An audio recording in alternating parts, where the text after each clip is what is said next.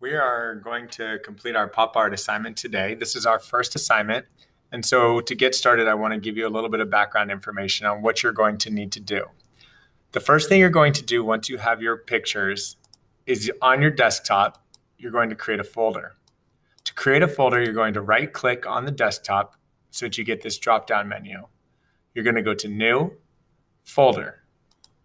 When you get that new folder, you're going to type a name. So you can see I've already created a folder for myself over here. I'm going to simply type in my name and the course name. In this case, it's multimedia.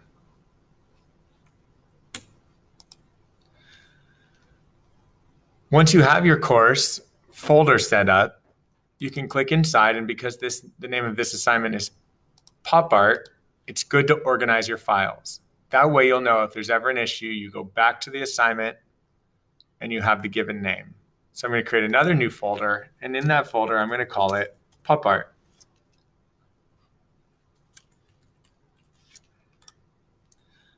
All right, now I'm ready to get started. The first thing I'm going to do is I'm going to upload my images to my computer.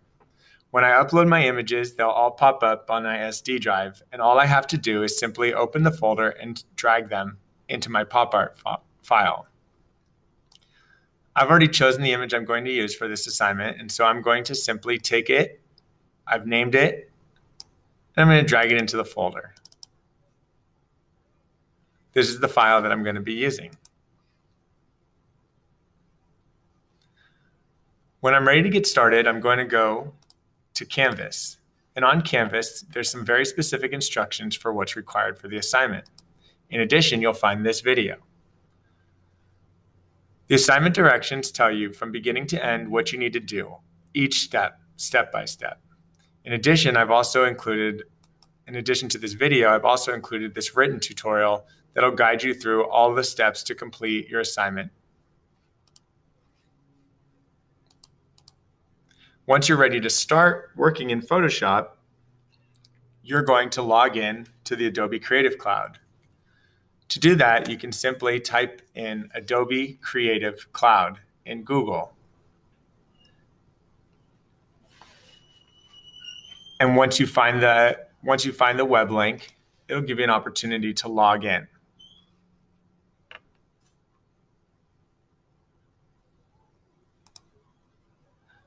I've already logged in, but just so that you know how to do it, I'm going to log out and I'm going to log back in.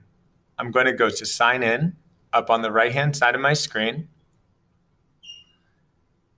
And I'm going to scroll down. Do not type anything up here. You're going to go down and you're going to say Sign In with Google. When I click on Google, it's going to give me it's going to guide me to my single sign-on. If it asks you to choose an account for either your Adobe ID or Enterprise ID, you're choosing an Enterprise ID because it's associated with your school account. It may ask you to enter your username and password one more time, and then you're ready to go. I'm going to click on Your Creative Cloud. I'm going to click on Find Apps, and I'm going to look for Photoshop. Here it is. You're going to get a pop-up. It's going to say Open the Creative Cloud Desktop app. And once I open that, again, I'm going to click on Apps, and I'm ready to open Photoshop and start my assignment.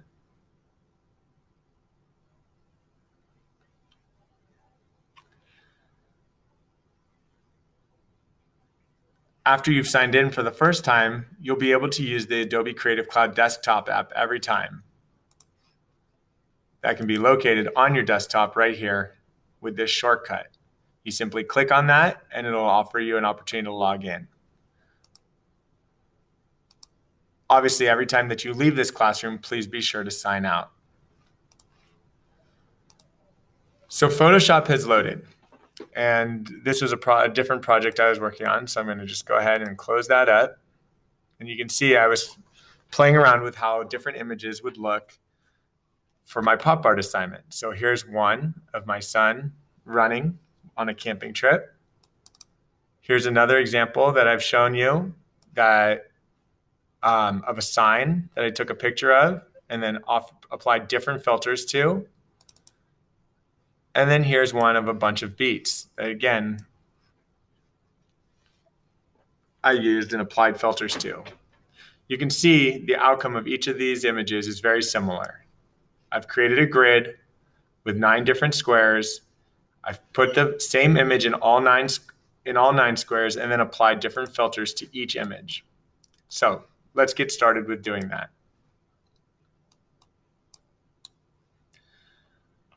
The first thing I'm going to do is I'm going to go to File, Open. Okay, so we're now on our home screen. We've got nothing up. We're ready to begin. File, Open, and I'm going to find the image that I've chosen to use. In this case, I'm going to go to my desktop. I'm going to go to my folder, and I'm going to choose the image. I've called it Flowers. Photoshop's going to go ahead and it's going to open my image. Now, the first and most important thing is because some of our images may be different sizes, we want to make sure that they're all exactly the same. To do that, I'm going to crop my image. The crop tool can be found on the left side of your screen in the toolbar. You can see that there's an opportunity for you to learn more about how to use this tool, and it's giving you a demonstration here. I'm also going to give you a demonstration by clicking on the crop tool, and then I'm going to set my dimensions to 2 inches by 2 inches. Okay.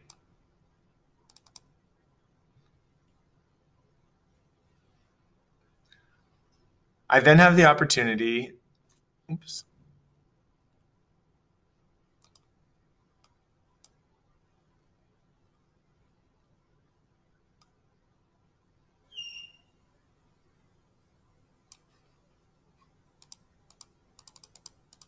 sorry about that. Hold on one second.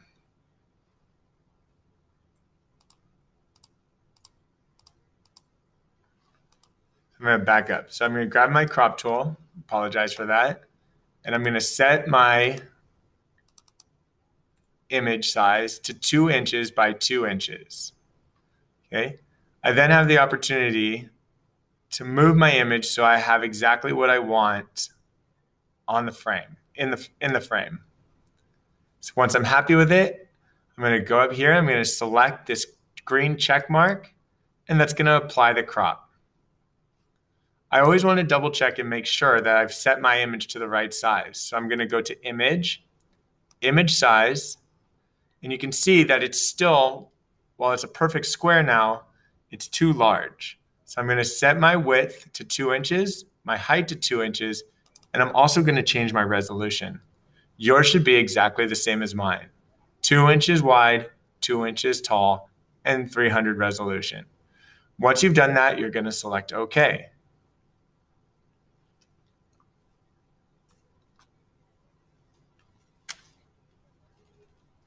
If you want to enlarge your image, it's easy to do. You can see that here it is at full size. All I have to do is hold down Control on my keyboard and hit plus or minus, and that'll zoom it in with plus or out with minus. I'm going to take a second. I'm just going to make sure, double check my image size. I'm happy with it, and I'm ready to move on to part 2.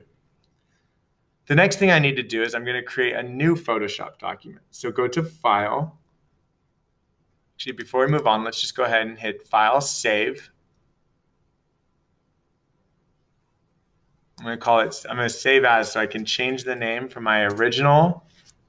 I'm going to call it Cropped. And I want to make sure I change the type from JPEG to Photoshop. I'm going to select Save. And now this image has a new name. It's cropped and it's in Photoshop document. Go to File, New. Now I'm ready to create the document.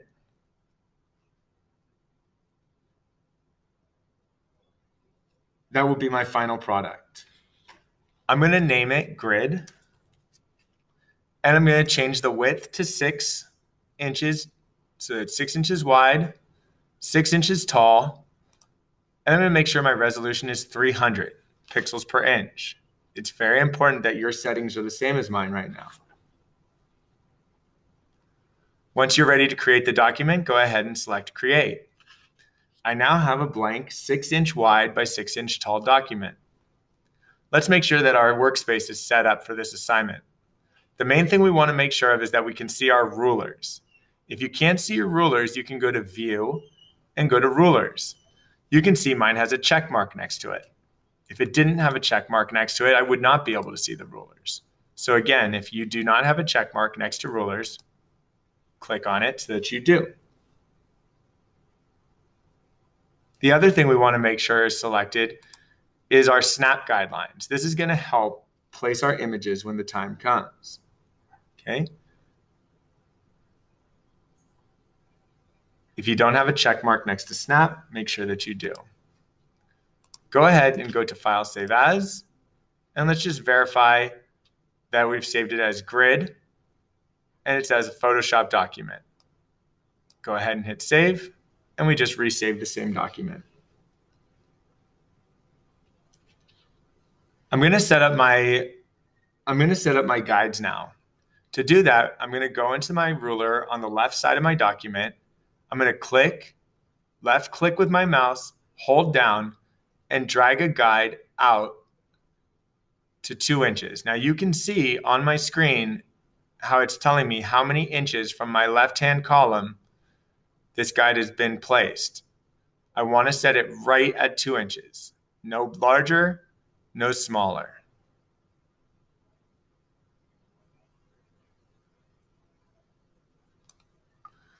I'm going to do the same thing again. I'm going to set that guide at 4 inches. So you get an idea. I'm setting up a grid that's going to have squares that are 2 inches wide and then 2 inches tall so that I can place the image that I just resized.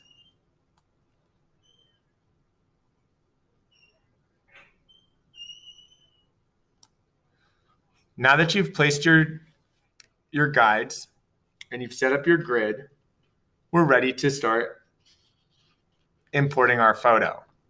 Before we do that, I'm just going to quickly File, Save so that my work is all saved. To easily move the image that I already cropped into the grid, I'm going to go to Windows, Arrange, and I'm going to float all in Windows. This is going to make it so that I can see both the image and the grid that I've set up. Select your Move tool, which is here at the top. Grab your image and simply left click, hold down, and drag it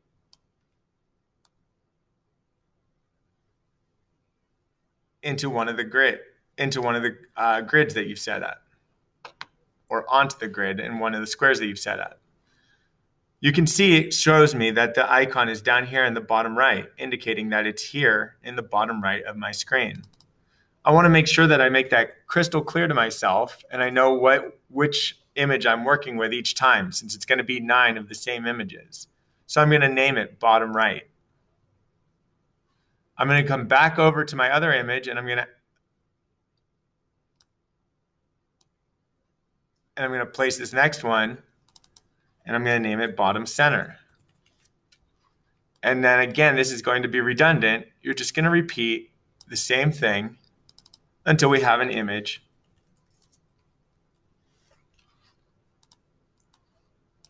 in each square. So now I'm going to start my middle layer and call this middle right. I have the center. It's going to be middle center.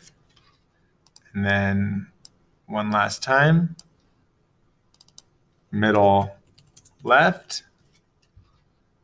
And now let's fill in this top row with top right,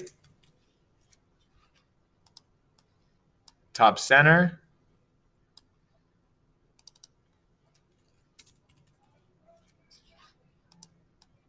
and top left. Oops, sorry. Just need to make sure I click in the right spot to rename it.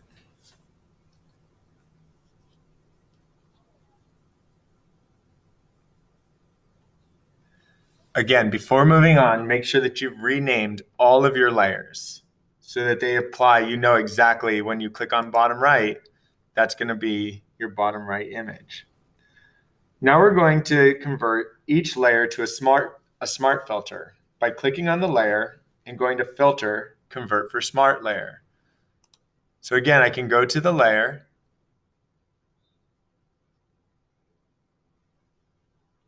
Let's actually just click on the layer. And then we're going to go up to our menu at the top and we're going to go to filter and convert for smart filters. Once again, I want to be very careful and make sure I do that for each and every image that I've added to my final document.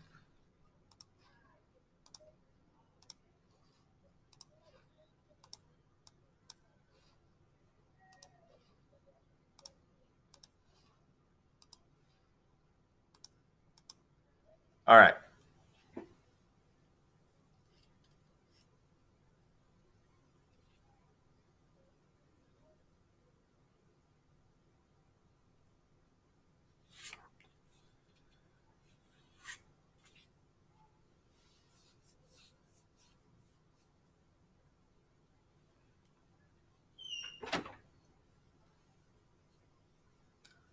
Now we're ready to go ahead and add some filters to our images.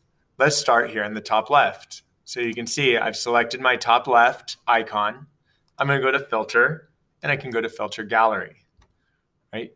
You can see right here, I have artistic, brush strokes, distorted, sketch, stylized, texture. There's a whole lot I can do. Here's a fun one to get started. I chose neon glow, and you can see that I can change both the glow size and the brightness, along with the color to create a unique effect. Once I'm happy with it, and again, you might spend some more time playing with it than I am right now, as I'm going to try to move quickly through the video, it will apply that filter effect. You can easily add additional filters to every single layer. So if you want to add additional filters, you're welcome to do that. Every image can have multiple filters. If I do the top center one, I might choose to try and create a filter that has a significantly different effect, right? In this case, maybe I'll go down to texture. I'll choose stained glass.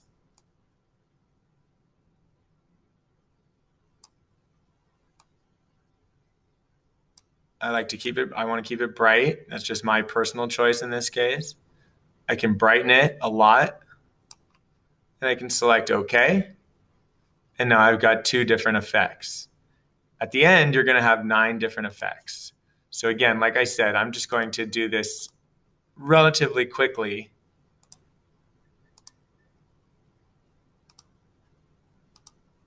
And I'm pretty happy with the image I chose because you can see how much texture it has, which is pretty nice.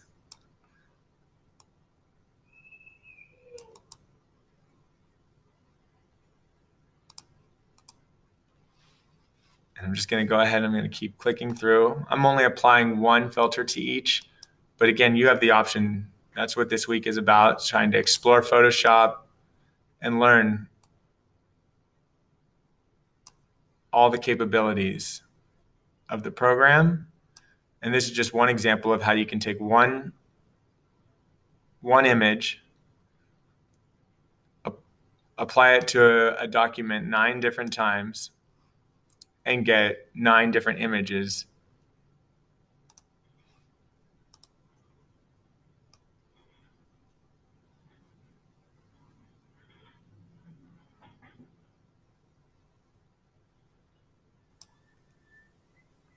All right.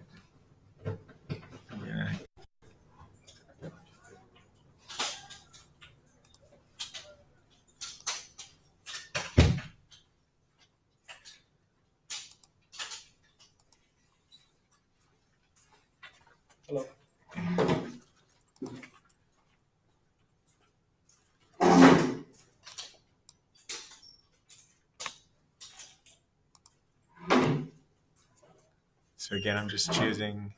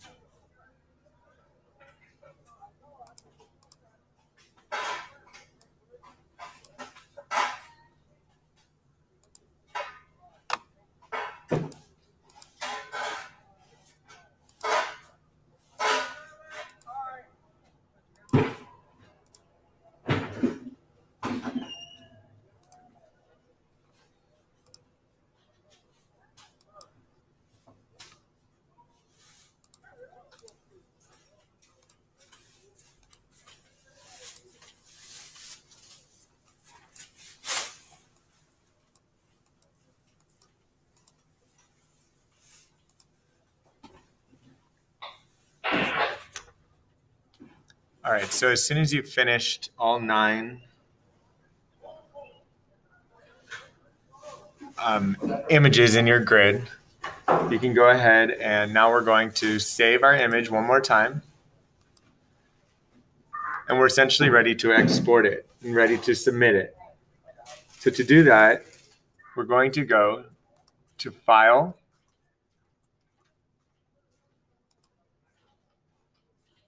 actually before we do that, let's flatten the image. So we're going to go here on our Layers panel. There's 3 horizontal lines. You're going to click. And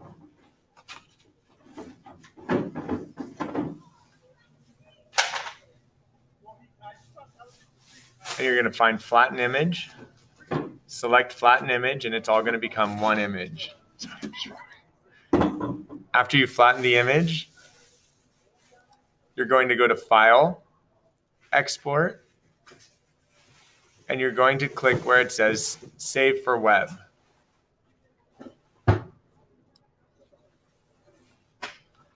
Once you get to this screen, you have a choice between original, optimized, 2-up, and in this case, you're going to choose 4-up. And it's very important that you change the image size to only be 600 pixels per inch. And that's because it'll be much easier to upload the file. At that point, you're going to hit Save. And you should give it a name, right? So you want to maybe name it your last name, Pop Art. Make sure you're saving it in the correct folder. So I'm going to make sure that I'm saving it in my multimedia folder.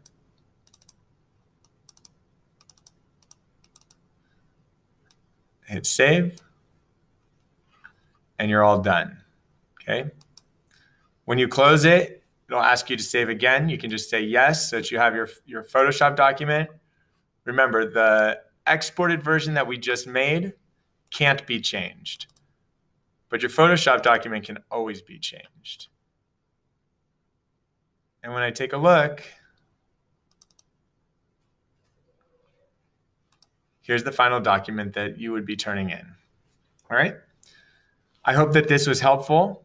You'll then obviously take that image, you'll go to Canvas, and all you have to do on your Canvas account You scroll down to the bottom, hit submit, and you're done. Thank you very much and have fun.